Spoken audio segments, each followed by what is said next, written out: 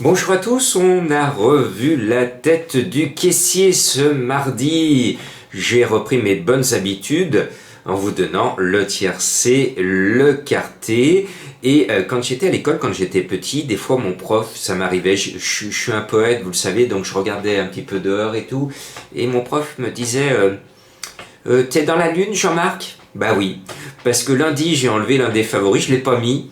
Et puis les titres qui est cinquième, qui était favori pratiquement de la course, et ben j'étais dans la lune hier, je ne vous l'ai pas mis, j'y croyais pas trop. Heureusement pour mes abonnés, ce les titres c'était ma dernière minute, donc mes abonnés qui me suivent pour les pronos du cœur, je leur ai dit que j'étais un peu dans la lune et que j'avais oublié de mettre ce cheval qui complète l'arrivée du quintet. Bon, pour vous tous, abonnés et fidèles internautes du monde entier, je voulais saluer mes amis américains et notamment mes amis musiciens aux États-Unis, car j'ai eu la confirmation aujourd'hui que beaucoup sont complètement au chômage. Il n'y a pas les mêmes protections aux États-Unis qu'en France, et certains violoncellistes, pianistes,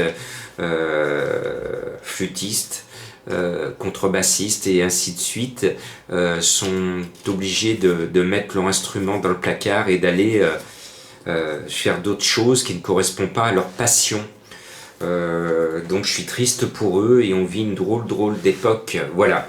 Et donc on a la chance d'avoir une passion commune, le cheval. Bon, c'est le grand national du trot. Élie de Piancourt n'est pas, le maillot jaune n'est pas au départ. Alors quand le chat n'est pas là, les souris dansent. Donc allons-y pour les petites souris. Je voulais vous dire que on a été tous spoliés la dernière fois avec Crusoe et Danama. La semaine dernière, vous en souvenez. On reprend les mêmes et on recommence. On remet Bazir, le 6 Crusoe et Danama. On le met tous en tête. La semaine dernière, il gagne. Il est resté au trot du départ à l'arrivée parce qu'il a fait un peu le ménage. On l'a distancé très sévèrement. Et là, on a ruiné tous les turfistes et tous les nouveaux joueurs. On les a découragés parce que, je le dis, je le répète, Crusoe et Danama, ça méritait une amende sévère et une mise à pied de Jean-Michel Bazir, sévère, mais pas on ne rétrograde pas un cheval à égalité qui, malgré la gêne, si le cheval gêné n'avait pas été gêné, il n'aurait pas été là et il n'aurait pas contesté la supériorité de Crusoe et Danama. Donc on peut distancer un cheval quand le cheval perd toute chance et qu'il aurait eu une chance de battre ou de devancer ou de faire égalité avec le cheval qui le gêne. Tel n'était pas le cas la semaine dernière, tel n'était pas le cas. Nous avons été spoliés malheureusement. C'est comme ça, comme dit une amie.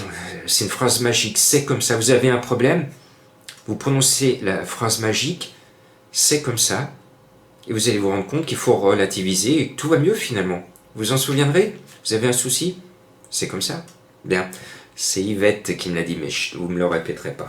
Donc le 6, Crusoe sera seul gagnant ou le seul sur la rubrique des distancés ce mercredi à Nantes. Bon, plus sérieusement, je pense qu'on peut plus s'assurer des chances du 12 Fakir du Loro, qui a été déclassé dans ses courses du Grand National. Je l'avais dit une première fois, il a gagné. Je l'avais dit une deuxième fois, et puis il n'a pas pu remonter le Bazir parce que JMB, il était survolté devant pour prendre le maillot jaune, donc il est resté sagement deuxième. Mais c'est vrai que si vous faites bien le papier, Fakir du Loro, il était encore une fois déclassé. C'est un cheval qui arrive à suivre FaceTime Bourbon, notre grand champion international, notre phénomène légendaire. Eh bien, Fakir le suit. Voilà. Donc, il est déclassé, vous êtes d'accord? Bon. Et puis le 2 Firecracker, eh ben, j'ai craqué sur ses chances comme tout le monde. On me l'annonce à 3 contre 1. Bon, voilà, je pense qu'il a une très bonne chance. Est-ce que cette course est son objectif? Je ne le pense pas. Mais il a une très bonne chance. Et puis, et voilà de Muse trouve l'engagement de sa vie avant les gros morceaux à Vincennes. Et moi, je pense que le cheval devrait prendre quelques vacances ou être dirigé vers Cagnes. Mais il n'a pas intérêt à aller sur le meeting de Vincennes. Donc c'est peut-être sa dernière cartouche avant de poser ses valises de confinement parce qu'il n'a pas le droit d'aller d'aller se bronzer quelque part. Ce 8 et voilà de Muse devrait malgré tout bien figurer dans ce lot qui reste son objectif à lui. Et puis mon coup de cœur, Folle Passion a super bien fini, je l'ai repéré, hein. Folle Passion finit bien, simplement sa cavalière Madame Paco n'y a pas cru. Je l'ai regardé, Madame Paco, elle s'est mise dans les derniers et tout. Un célèbre entraîneur, je le répète, classique, disait « On rend du poids, mais on ne rend pas de la distance, Madame Paco. » Si vous étiez tenu un petit peu plus près dans le parcours, vous étiez 5e. Bon, c'est comme ça. Oui, c'est Yvette qui l'a dit. On ne peut pas refaire les courses. Bon, alors, mon coup de cœur, cette fois, il est à 16 contre 1. J'y crois dur comme fer. C'est le cas Désir Castelet. Je l'aime bien. Il a beaucoup déçu cette année, mais en ce moment, il remonte.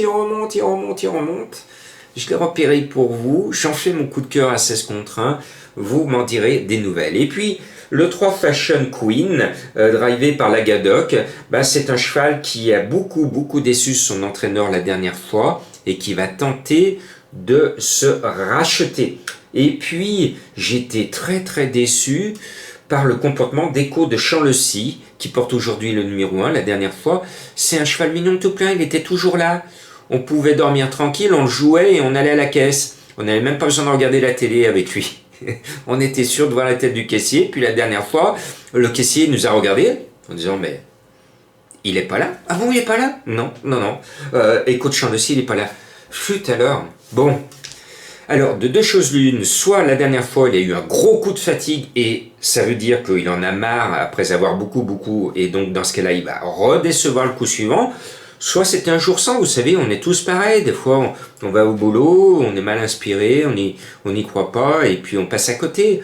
Donc, j'ose espérer que c'est ce qui s'est produit la dernière fois par Echo de Champ-le-Cy. Et puis, merci à son entourage de ne pas parler à la presse, parce que son entourage ne nous éclaire pas sur ses chances. On aurait eu plaisir d'écouter son entraîneur nous expliquer les chances de son cheval. Bon.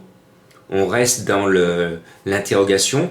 Moi, j'ose croire, ce cheval qui m'a beaucoup fait plaisir, et je connais bien l'élevage Champ-le-Cy, donc je me dois de garder encore une fois fidèlement sur mon ticket. Et puis, il y a un conte de fées dans la course.